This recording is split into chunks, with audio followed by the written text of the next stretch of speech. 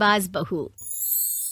बचपन का शौक समझ निक्की के घर वाले उसका एडमिशन फेंसिंग कोचिंग में करा तो देते हैं, पर कुछ सालों बाद वही शौक जब उसका जुनून और सपना बन जाता है तो सब उसके खिलाफ हो जाते हैं। और लड़की के हाथ में तलवार दो ना, अब मैडम तलवारबाज बनना चाहती है। बच्ची का शौक समझ दाखिला करवा दिया, क्या पता था ये सब देखना पड़ेगा।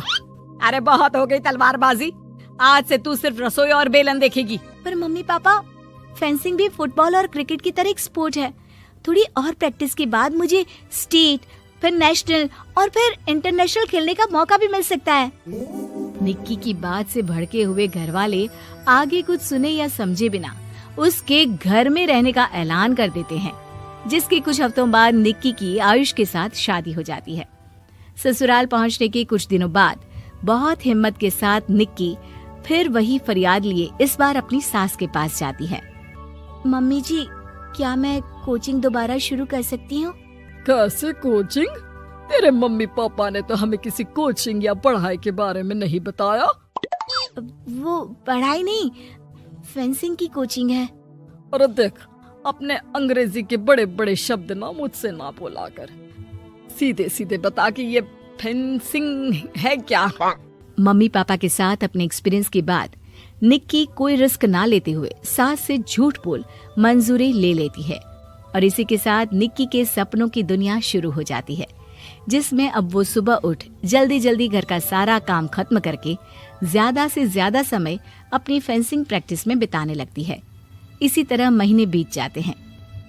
वाओ, आई कांट बिलीव, जो सपना एक बार नामुमकिन लग रहा था, आज मैं उससे सिर्फ 2 हफ्ते दूर हूँ। निक्की, तुम बहुत अच्छा कर रही हो, बस अपने फॉर्म को खराब मत होने देना और नेशनल्स का मेडल तुम्हारे गले में आना पक्का है। इस बात को सुनकर निक्की नेशनल गेम की खुशी में झूमती हुई जैसे ही उस शाम घर पहुंचती है तो आयुष को पैर में प्लास्टर के साथ सोफे पर बैठा देख परेशान हो जाती है। ये क्या, कैसे हुआ? किसी ने मुझे फोन क्यों नहीं किया? ऑफिस से आते हुए रास्ते में किसी ने टक्कर मार दी, इसलिए बहू कल से इसके ठीक होने तक तो कोचिंग से छुट्टी ले ले, डॉक्टर ने पूरा बेड रेस्ट बोला है। पति की हालत और सास की बात से हैरान परेशान निक्की आगे कुछ बोले बिना अपने कमरे में चली जाती है। अब मैं क्या करूंगी? दोनों तरफ मेरी जिम्मेदारी है, अगर एक भी पूरी नहीं की तो लाइफ में दोबारा सुकून की सांस नहीं ले पाऊंगी। सच बता दूं क्या? नहीं, अगर इन्होंने भी घर में कैद कर लिया तो बचा कुचा मौका भी खो दूंगी। भगवान, आपने मुझे कहाँ फंसा दिया। मन ही मन ये सब सोचते हुए निक्की घर के काम और पति की सेवा में लग जाती है। इसी तरह 1 हफ्ता बीत जाता है।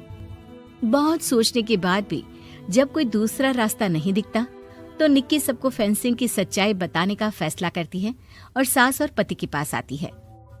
मम्मी, आयुष, मुझे आप दोनों से एक बात करनी है। तुम्हें भी मम्मी की तरह गैस हो गई है क्या? तू भी बूढ़ी औरत की मजाक उड़ा ले। एक दिन जब तेरे बच्चे तेरा मजाक उड़ाएंगे ना तो मैं भी उनके साथ बैठकर हंसूंगी। घर का ये हंसता खेलता माहौल देखकर निक्की आगे कुछ बोल ही नहीं पाती।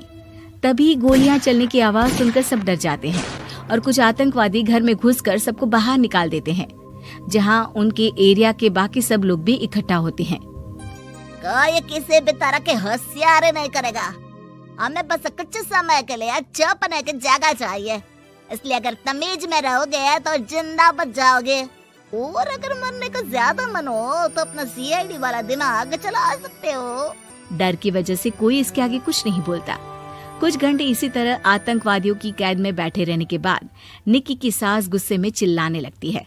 अरे तुम कल मुँहों को आम लोगों को परेशान करने के अलावा और कुछ नहीं आता क्या?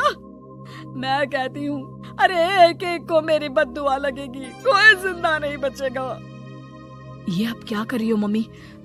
सॉरी, वो परेशान हो गई इसलिए कुछ भी बोल दिया। प्लीज इन्हें छोड़ दीजिए, अब कुछ नहीं बोलेंगी। अरे तू डरपोक की तरह इनसे माफी मांग रहा है, कुछ तो अपने पापा के गुण ले लेता। अगर आज वो यहाँ होते तो इतनी देर में सबका गला काट चुके होते। क्या मतलब? नहीं मम्मी, प्लीज दोबारा वही सब शुरू मत करना। आखिर कोई मुझे भी बताएगा कि बात क्या है। तेरे ससुर जी अपने समय के सबसे बेहतरीन और उम्दा तलवारबाज थे। कोई कितनी भी बड़ी बंदूक या कितने भी ज्यादा हथियारों के साथ उनके सामने क्यों ना आ जाए, सबको एक एक करके चित कर देते थे। वाह, ससुर जी और क्या क्या करते थे? निक्की का इंटरेस्ट देख सास उसे ससुर जी और उनकी तलवारबाजी की कहानियां सुनाने लगती है, जिन्हें बहुत देर तक सुनने के बाद अपने आप को रोक ना पाते हुए निक्की आखिर उनसे तलवार के बारे में पूछ ही लेती है। मम्मी जी, क्या पापा जी की वो तलवार आज भी आपके पास है? अरे इन्होंने अपने बेटे से ज्यादा उस तलवार से प्यार किया है तो फेंक कैसे देती, संदूक में संभाल कर रखी है। आयुष की बात सुन निक्की की आंखें चमक उठती हैं और वो सब कुछ भूल तलवार निकालने की बात कर बैठती है, जिसे सुन बाकी दोनों की आंखें फट जाती हैं। क्या बोला, जरा फिर से बोल। क्या कहानियां सुनकर तुम भी अपने आप को झांसी की रानी समझने लगी? यही समझ लो कि तुमने झांसी की रानी के साथ ही शादी की है। ओ मोहतरमा, जरा सपनों की दुनिया से बाहर निकल आओ और शांति से बैठ जाओ, आई बड़ी झांसी की रानी बनेगी। माहौल की गंभीरता और सास आयुष का रिएक्शन देख निक्की के पास उन्हें सच्चाई बताने के अलावा और कोई ऑप्शन नहीं बचता, इसलिए वो बिना कुछ सोचे समझे और देर किए उन्हें पूरी सच्चाई बता देती है, जिसे सुन दोनों भौंचक्के रह जाते हैं। और इसी के साथ अगले हफ्ते मुझे नेशनल्स खेलने का भी मौका मिला है, भरोसा कीजिए मैं कर सकती हूँ। निक्की की बातों से अभी तक सदमे में बैठे आयुष और सास उनकी तबीयत खराब होने का बहाना बनाते हैं और दवाइयाँ लाने के बहाने घर के अंदर जाने की बात करते हैं, जिस पर एक आतंकवादी भी उनके साथ घर के अंदर जाता है। निक्की दवाइयाँ लेने के बाद बाथरूम का बहाना बनाकर सास के कमरे में पहुंच जाती है। अब क्या बाथरूम भी साथ चलोगे? यहीं कमरे में रुको। 5 मिनट में बाहर नहीं आई तो अंदर आकर सारी गालियां सिर में उतार दूंगा। निक्की बाथरूम के अंदर चली जाती है। अब क्या करूं? तलवार कैसे निकालूं? मुझे किसी भी तरह इससे छुटकारा पाना होगा। सोच निक्की, जल्दी कुछ सोच। कुछ देर परेशान बाथरूम में इधर से उधर घूमने के बाद निक्की की नजर फर्स्ट एड बॉक्स पर पड़ती है और वो तुरंत उसमें से कैंची निकालकर उसे छुपाते हुए चुपचाप बाहर निकल आती है। हो गया तुम्हारा सारा नाटक खत्म, अब चुपचाप ये दवाइयाँ उठाकर बाहर चलो। ऐसा बोलकर जैसे ही आतंकवादी मुड़ता है, निक्की तुरंत उसकी गर्दन पर कैंची से वार कर देती है और उसकी बंदूक हाथ में लिए संदूक से तलवार निकालने लगती है, जिसके कुछ देर बाद वो घर के पीछे वाली खिड़की से बाहर निकलकर छुपकर एक एक करके सब आतंकवादियों पर वार करके उन्हें घायल कर देती है। अब सारे पब्लिक की कैद में आ जाते हैं। ये सब देखकर आयुष और सास के साथ सारे लोग दंग रह जाते हैं। सास का सर गर्व से ऊंचा हो जाता है।